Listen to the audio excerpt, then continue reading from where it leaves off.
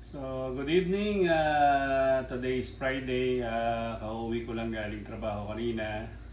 And then, ito nagsimula na akong maghiwa ng pang-5 batch ng gagawin kong chicharon. So, bali ito yung pang-4. Yan. Na batch. Yan po. So, ready to fry na. Yan, kasi may mga order ako bukas, madami akong order tomorrow. So, ito yung unahin ko. So, ito yung unang yan. So, unahin ko din. Kasi naka-ready na tong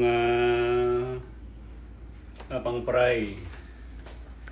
Marami So, pong yun, order yung asawa ko. Ayan po. So, yan. Madami siya ngayon. So, ito is pang April 4. 4 naman tong 5th batch. Kasi sa downtown ko naman ito i-deliver sa mga katrabaho ni Mrs. At doon din sa mga Pilipinong mga nagtatrabaho sa downtown na nakilala ko. Saka sa mga kasamahan ko.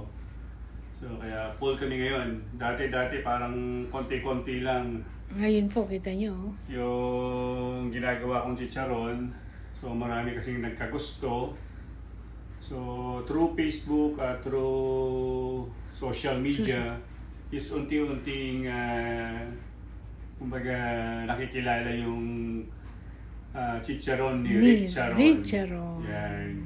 So ito rin, nakagawa na rin uli ako ng second batch ng suka. Yan po. Yan. Masarap po yan, no? Nakagawa na rin ako yan. Tinatakal-takal na lang ni Mrs. Gusto na po. Ayan. Nagustuhan din kasi nila yung suka. So, yun. Saktong-sakto. So pagkatapos kong hiwain tong muli kong nilaga is mag-start na akong mag-fry. Yan. Nailaga ko na to, nahiwa ko na rin. Then hinihiwa ko na lang siya na according to the size.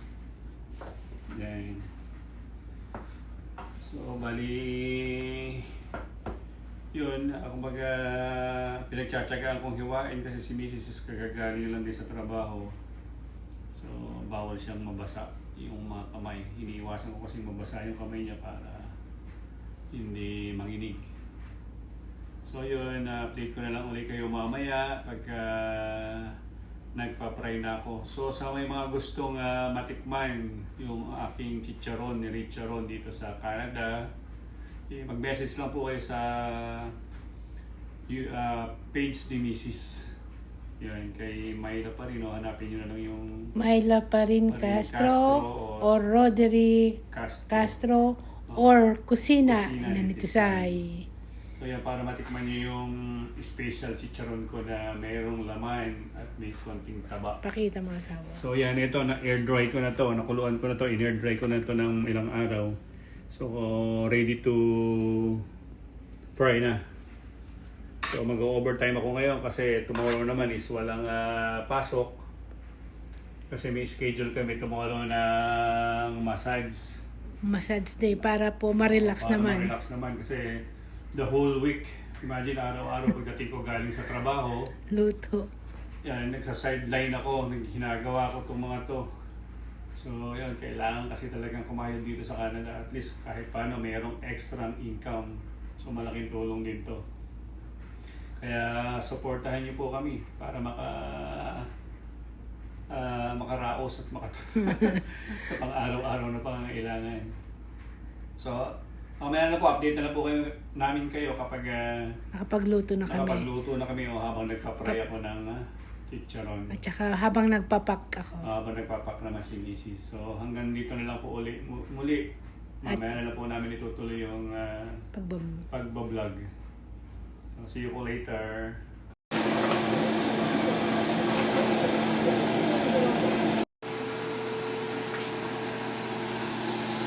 So ito na yung pangalawang batch ng pinafry kong chicharon. So ito, start na ako.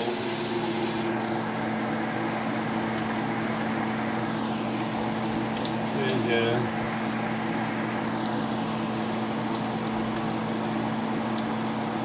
Susok rin ito isa.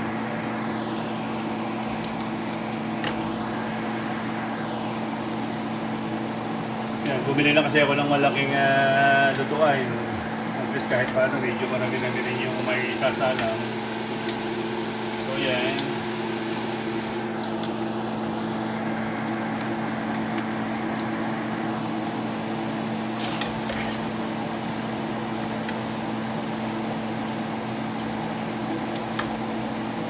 Ito laki oh. Laki.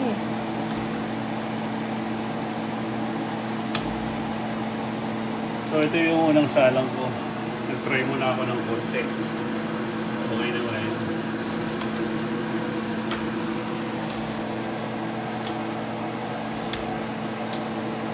So ito pagkatapos naman ma-cool down nito is siguro ilalagay muna namin sa plastic.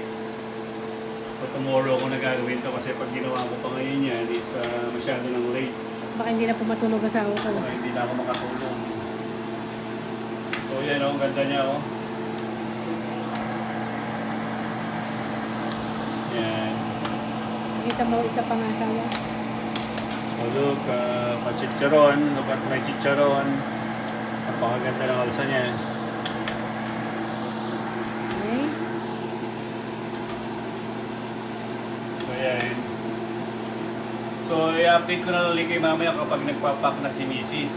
So yun. Kasi ang gagawin ko naman habang nagpapak siya mamaya is ilalagay ko sa plastic tomato. Portion ko na and then para tomorrow naman ito ang gagawin ko. Magkantala ulit ako, mag-okay ulit ako. Kasi nga bukas is may schedule kami ng massage. Then ito yung para bukas naman na pick upin ng mga order. Ayan. Parang dati-dati, konti-konti lang. Ngayon, multuhan na, madamihan na. Igawa ko ng chicharon. Sige, update ko na lang ulit kayo mamaya. Bye-bye. So, ito na yung na-pack ni Mrs. For the meantime, itutuloy na lang namin tomorrow. Kasi medyo late na. Halos 11 PM na dito sa Canada. So, hindi na kaya ng power ko. Kaya bukas na lang namin itutuloy yung mga remaining na order. So, see you na lang po ulit tomorrow. Hope po na nagustuhan nyo po yung maikli naming video. Then, tutuloy ko na lang po bukas yung pag-vlog. Salamat po and God bless po sa inyong lahat. Nawa sana'y lagi nyo kaming i-follow, subscribe, share po. God bless po sa inyong lahat. Good night. Good night.